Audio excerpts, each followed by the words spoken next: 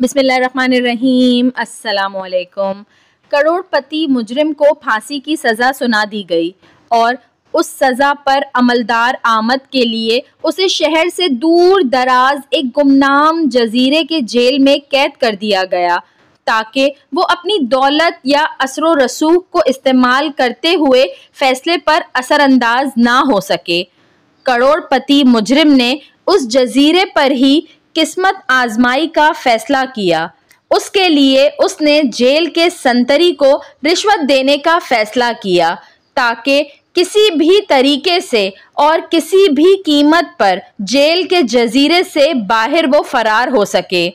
संतरी ने उसे बताया कि यहाँ पर हिफाजती इक़दामात बहुत सख्त हैं और कोई भी कैदी जजीरे से बाहर नहीं निकल सकता सिवाय एक सूरत के, जो कि है मौत। लेकिन लाखों की लालच ने संतरी को कैदी का साथ देने पर आमादा कर लिया। उसके लिए संतरी ने एक अजीबो गरीब तरीका निकाला और उस करोड़पति मुजरिम को बता दिया जो दर्ज जेल है। सुनो, जेल के जजीरे से सिर्फ एक चीज़ जो बग़ैर किसी हिफाजती इंतज़ामात और तफ्तीश के बाहर आती है वो है मुर्दों का ताबूत। जब कभी किसी को फांसी दे दी जाए या वो तिबई मौत मर जाए तो उनकी लाशों को मुर्दा खाने से ताबूत में डालकर बहरी जहाज पर मुंतकिल कर दिया जाता है, जहां पर गैर मुसल्लह चंद मुहाफिजों की निगरानी में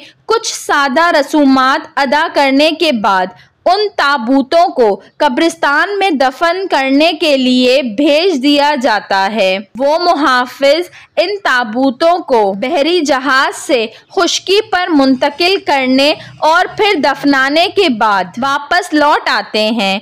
इस कार्रवाई पर रोज़ाना सुबह 10 बजे इस सूरत में अमल दरामद किया जाता है कि वहाँ मुर्दा खाने में मुर्दा और ताबूत मौजूद हों। आपके फरार का वाहिद हल ये है कि इख्तितामी लम्हात से पहले आप किसी तरह किसी एक ताबूत में पहले से मुर्दा शख्स के साथ लेट जाएं।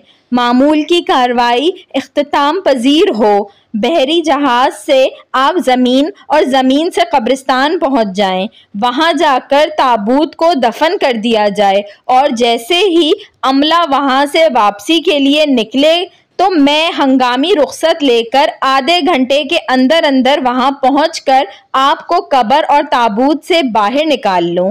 फिर आप मुझे वो रकम दे दें जिस पर हमने इत्तेफाक किया है और मैं छुट्टी का वक्त ख़त्म होते ही वापस जेल चला जाऊंगा और आप गायब हो जाएंगे। यूं आपकी गुमशुदगी एक मुअम्मा ही रहेगी और इस मुअम्मे से हम दोनों को कोई फ़र्क नहीं पड़ता। आपका क्या ख्याल है? करोड़पति ने सोचा कि ये एक जुनूनी किस्म का मंसूबा है, लेकिन फांसी के फंदे पर झूलने से ये फिर भी 1000 दर्जे बेहतर है। करोड़पति ने तगड़ी रकम देने का वादा किया और फिर दोनों ने इसी तरीक़ेकार पर इत्तेफाक कर लिया। संतरी के मंसूबे के मुताबिक उस कैदी ने इत्तेफाक किया कि वो मुर्दा खाने में चुपके से जाएगा। अगर वो खुशकिस्मत रहा और वहाँ किसी की मौत वाक़ई हो गई तो वो अपने आप को बाएं तरफ के पहले नंबर वाले ताबूत में बंद कर लेगा, जिसके अंदर पहले से एक लाश मौजूद होगी। अगले दिन हस्बे मंसूबा संतरी के बताए हुए रास्ते पर चलते हुए वो करोड़पति शख्स मुर्दा खाने के अंदर घुसने में कामयाब हो गया। वहाँ मुर्दा खाने के फर्श पर 2 ताबूत रखे हुए थे। पहले तो वो ताबूत में किसी मुर्दे के साथ लेटने के ख्याल से घबरा गया, लेकिन एक बार फिर जिंदा रहने की जबलत इस आर्जी खौफ पर गालिब आ गई। उसने अपनी आंखें बंद करते हुए एहतियात से ताबूत को खोला ताकि लाश को देखकर खौफजदा ना हो और अपने आप को तेजी से ताबूत के अंदर मुर्दे के ऊपर गिरा दिया। और उस वक्त तक बेचैनी और पकड़े जाने के खौफ के साथ वो इंतज़ार करता रहा जब तक कि उसने मुहाफिजों की आवाज़ ना सुन ली। वो ताबूत को जहाज़ के अर्शे पर ले जाने के लिए आपस में गुफ्तगू कर रहे थे। मुर्दा खाने से लेकर जहाज़ पर पहुंचने तक उसे कदम ब कदम जगह की तब्दीली का एहसास होता रहा। जहाज़ का लंगर उठने से लेकर पानी पर उसकी हरकत को उसने महसूस किया।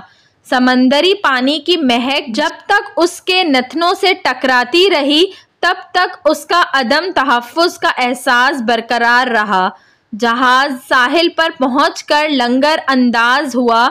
मुहाफिजों ने खींचकर ताबूत को खुश्की पर उतारा तो उसके कानों से मुहाफिजों की गुफ्तगू के चंद अल्फाज टकराए। वो उस ताबूत के अजीबो गरीब वज़न के बारे में एक दूसरे से तबसरा कर रहे थे। वो कह रहे थे कि इतने वज़नी ताबूत से जिंदगी में पहली दफ़ा पाला पड़ा है। गुफ्तगू से उस करोड़पति कैदी ने अजीब सा खौफ और तनाव महसूस किया। वो डर गया था कि कहीं ये मुहाफिज इस ताबूत को खोल कर देख ही ना लें कि अंदर क्या है। लेकिन ये तनाव उस वक्त ख़त्म हो गया जब उसने एक मुहाफिज को लतीफ़ा सुनाते हुए सुना जिसमें वो ज़्यादा वज़न वाले कैदियों का मजाक उड़ा रहा था। मुर्दा खाने से लेकर कब्रिस्तान पहुंचने तक शायद ये पहला लम्हा था जब उसने थोड़ी सी राहत महसूस की। अब उसे महसूस हो रहा था कि ताबूत को गड्ढे में उतारा जा रहा है। चंद लम्हों बाद उसे ताबूत के ऊपरी हिस्से पर मचलने की आवाज़ साफ सुनाई दे रही थी और मुहाफिजों के बोलने की आवाज़ आहिस्ता आहिस्ता कम होते हुए ख़त्म हो गई थी। और अब उस अंधेरी कब्र में वो एक अजीब सूरत हाल से दोचार था। इंसानी लाश के साथ 3 मीटर की गहराई में वो जिंदा दफन था और हर गुजरते लम्हे के साथ उसके लिए सांस लेना दोभर होता जा रहा था। उसने सोचा ये बात दुरुस्त है कि वो उस संतरी पर भरोसा नहीं करता था, लेकिन वो ये भी जानता है कि दौलत से मोहब्बत सबसे बड़ी ताकत होती है और वो संतरी वादे के मुताबिक लाखों की रकम लेने के लिए दौलत से अपनी मोहब्बत की बदौलत ज़रूर आएगा। इंतज़ार तवील होता जा रहा था। जिस्म पर पसीना बहने का एहसास यूं हो रहा था जैसे हज़ारों चूटियां धीरे धीरे रेंग रही हों। सांसें धोखनी की मानिंद तेज तेज चलने लगी थीं और हब्स से दम घुट रहा था। खुद को मुतमईन करते हुए वो कहने लगा, बस मज़ीद 10 मिनट की बात है, उसके बाद सब कुछ ठीक हो जाएगा और वो दोबारा आज़ाद फ़िज़ाओं में सांस लेगा और एक बार फिर रोशनी देखेगा। सांस लेने में दिक्कत के बायस अब वो मुसलसल खांसने लगा था। मज़ीद 10 मिनट गुजर गए। इस कब्र में ऑक्सीजन ख़त्म होने वाली है और वो संतरी अभी तक नहीं आया। इसी सोच में था कि उसने बहुत दूर से कदमों की आहट सुनी। इन आवाज़ों के साथ ही उसकी नब्ज़ तेज़ हो गई। ज़रूर ये वो संतरी ही होगा। आखिर वो आ ही गया। आवाज़ करीब पहुंचकर फिर दूर होती चली गई। उसने महसूस किया कि उसे हिस्टेरिया का दौरा पड़ रहा है। उसे ऐसे महसूस होने लगा जैसे लाश हरकत कर रही हो। साथ ही उसने तसव्वुर में देखा कि उसके नीचे दबा हुआ मुर्दा आदमी उसकी हालत पर तंजिया अंदाज में मुस्कुरा रहा है। अचानक उसे याद आया उसकी जेब में माचिस की डिबिया है और तीली सुलगा कर वो अपनी कलाई पर बंधी घड़ी में वक्त देख सकता है कि संतरी के वादे के मुताबिक कितना वक्त गुजर गया था और कितना बाकी है। उसे अभी उम्मीद थी कि संतरी के बताए हुए वक्त में से अभी चंद मिनट बाकी होंगे। जब उसने तीली सुलगाई तो ऑक्सीजन की कमी के बायस मध्यम सी रोशनी निकली। शोले को घड़ी के करीब लाकर उसने देखा तो पता चला कि 45 मिनट से ज्यादा का वक्त गुजर चुका है। घड़ी में वक्त देखकर अब वो हकीकी मायनों में खौफजदा हो चुका था। मध्यम सी रोशनी में उसे महसूस हुआ कि उसका चेहरा मुर्दे के चेहरे के बिल्कुल करीब है। उसने खुद से सवाल किया कि क्या मुर्दा शख्स का चेहरा देखना उसे मजीद खौफ में मुब्तला करेगा। तजस्सुस और खौफ के साथ उसने अपनी गर्दन मोड़ी, शोले को लाश के चेहरे के करीब किया और दहशत के मारे उसकी रीढ़ की हड्डी में सर्द लहर दौड़ गई। मरने से पहले उसने देखा कि ये तो उस शख्स का ही चेहरा है जिसे जिंदा देखने की उम्मीद में वो यहाँ जिंदा दफन था। वो उसी संतरी की लाश थी। वीडियो पसंद आई हो तो इसको ज़रूर लाइक करिएगा और ऐसी मज़ीद अच्छी वीडियोस देखने के लिए मेरे चैनल उर्दू कहानी घर को सब्सक्राइब कर लीजिए। Thanks for watching. अल्लाह हाफिज़।